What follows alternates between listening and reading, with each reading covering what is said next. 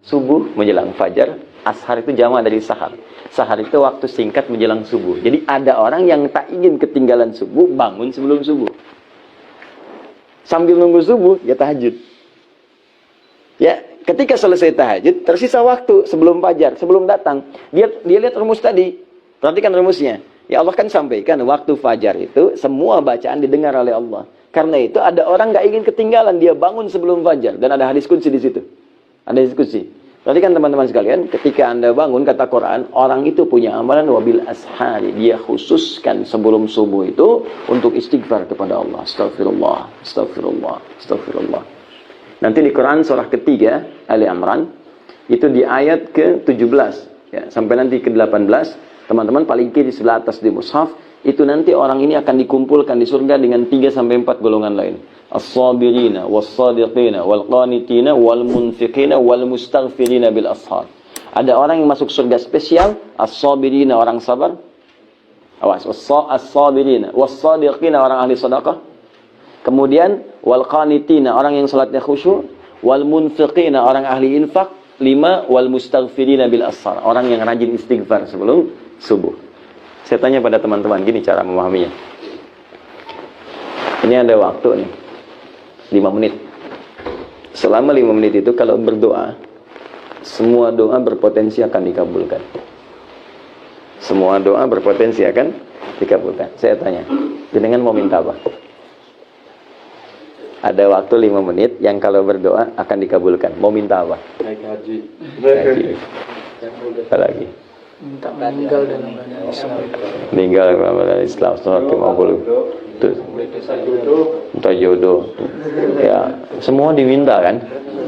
Semua diminta kan? Pujuk dia baik-baik. Nah, Allah ajarkan satu kalimat yang kalau disebutkan semua yang kita butuhkan dikasih.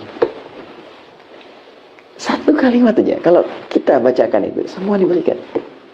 Ya. Minta ini, minta ini, minta ini. Aku ajarkan satu kalimat, kata Allah. Anda bacakan itu, semua yang dibutuhkan diberikan seketika. Apa itu? Istighfar. Istighfar. Istighfar itu cara paling cepat untuk mengabulkan doa. Makanya sebelum berdoa, kita selalu diajarkan Nabi untuk istighfar. Coba selesai sholat kan istighfar kan? Astagfirullah, astagfirullah, astagfirullah. Ya? La ilaha illa huwal hayyul qayyum tubu ilaih. La ilaha illallah wa la syarika lahu al-mulku wa ala kulli syai'in qadir. Innallaha anta salam dan seterusnya.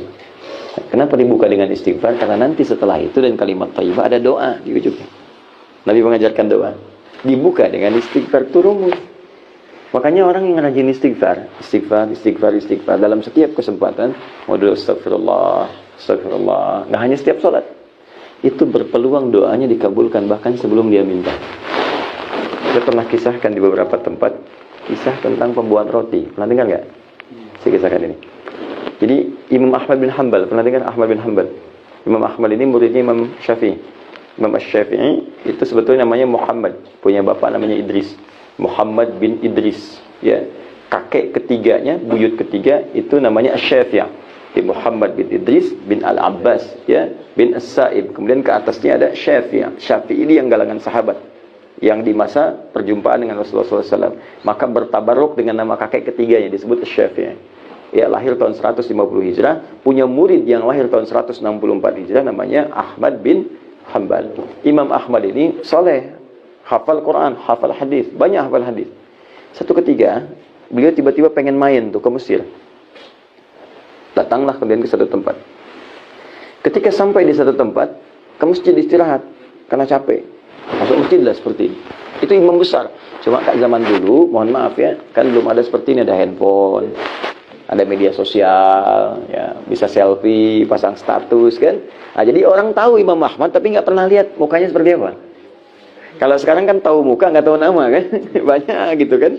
Baik, sekarang Imam Ahmad dulu begitu, terkenal di mana-mana. Imam Ahmad, cuman nggak pernah lihat wajahnya.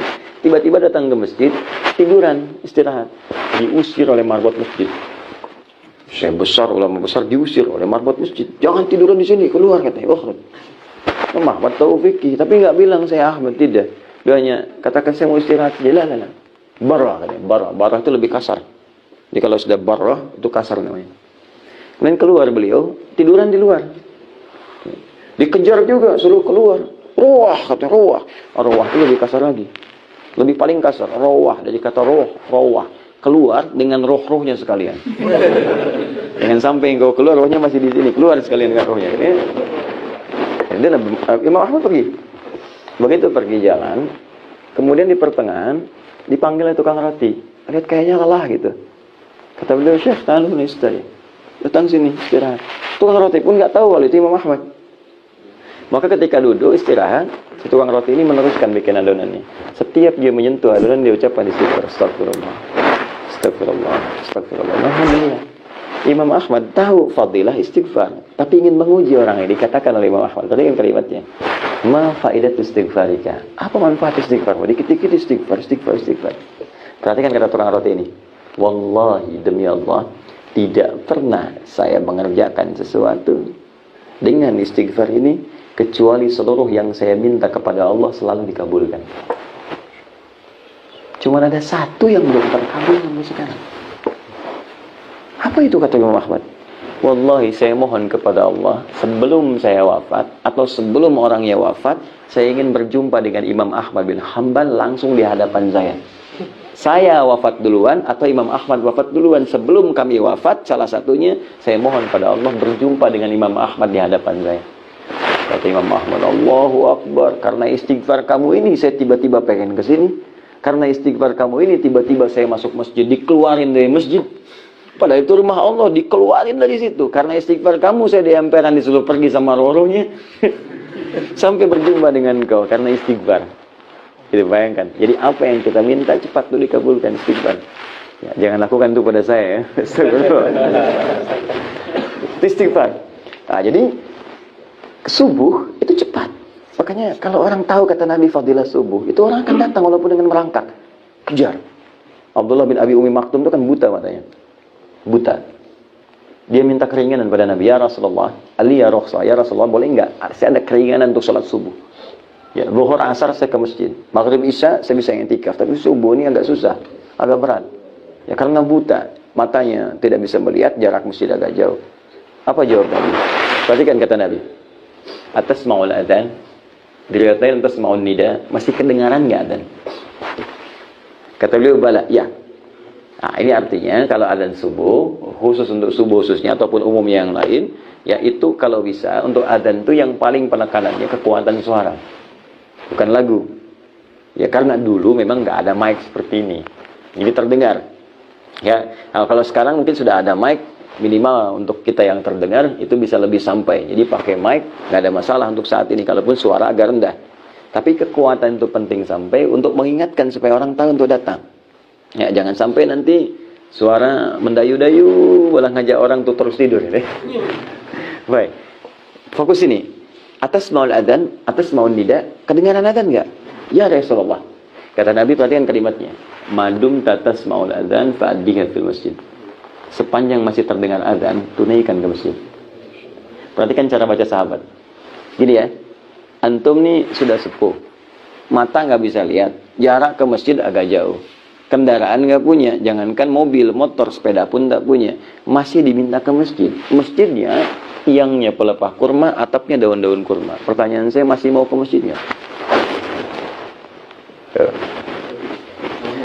Kalau cara bacanya kewajiban, jadi beban. Tapi kalau cara bacanya seperti sahabat, jadi motivasi. Perhatikan cara memahami Abdullah bin Abi Maktum. Ini saya ini mata nggak bisa lihat, jarak ke masjid jauh, penuntun nggak ada. Masjid seperti itu masih disuruh ke masjid. Berarti ada fadilah, keutamaan, keistimewaan yang tidak biasa. Sampai seperti ini pun nggak diberikan rukhsah oleh Nabi. Ada yang nggak biasa. Dan Nabi sudah mengukur, dia pasti datang. Nah, ini menunjukkan di fajar ini ada yang penting, teman-teman. Maka oleh beliau, itu disemangati dirinya datang lebih awal ke masjid. Kalau sekarang jam 6 misalnya, berangkat dari jam 3 datang. Bahkan sejak peristiwa itu, yang biasa kita kenal adzan, siapa namanya? Bilal. Sejak peristiwa itu, adzannya kemudian menjadi milik Abdullah bin Abi Umi Maktum. Bahkan khusus nanti saat masa Ramadan, jadi 2 kali adzan. Jadi menjelang fajar, kemudian ada adzan Abdullah bin Abi Umi Maktum. Setelah itu Abdullah bin Mas'ud ngaji, ya kurang lebih 50 ayat. ya 15 menit sebelum masuk ke subuh. Setelah itu kemudian baru Bilal adzan untuk menunjukkan subuh tiba. Sampai sekarang peristiwa itu terabadikan di Madinah, adzannya 2 kali untuk subuh. Jadi kalau teman-teman kesempatan umrah atau haji, di Madinah 2 kali adzan itu. Termasuk di Mekah. Ya, adzan pertama itu untuk menginformasikan siap-siap mau subuh. Ya, yang kedua itu adzan subuh ya. Jadi jangan cepat-cepat katakan 2 kali bid'ah adzan, belum tentu. Cek dulu, itu Madinah 2 kali. Mekah 2 kali, gitu kan? Jadi kita cek dulu dalilnya apa, keterangannya apa. Itu gambarannya. Jadi saya ingin katakan saking pentingnya sholat subuh, bahkan orang datang sebelum subuh. Maka seperti ini biasakan, alhamdulillah. Apalagi sudah ada masjid datang, siapkan diri kita ya. Itu subuh minta doa. Ya, siapa tahu alhamdulillah langsung diaminkan oleh malaikat. Ketika diaminkan malaikat, maka bonusnya ada tambahan. Ghufira lahu ma taqaddama min dzambi. Dosa-dosanya diampuni langsung oleh Allah yang terdahulu. Tapi utang tetap tidak lunas ya. Ya, awas hati-hati, ampunan dosa bukan berarti menggugurkan utang. Jelas? Jadi minta amin amin amin. Makanya malaikat jadikan goib supaya kita bisa teruskan doa. Wah, kalau tampak nggak jadi berdoa. Ya Allah ampuni dosaku. Amin. Ini siapa? Malaikat maut. Jelas ya?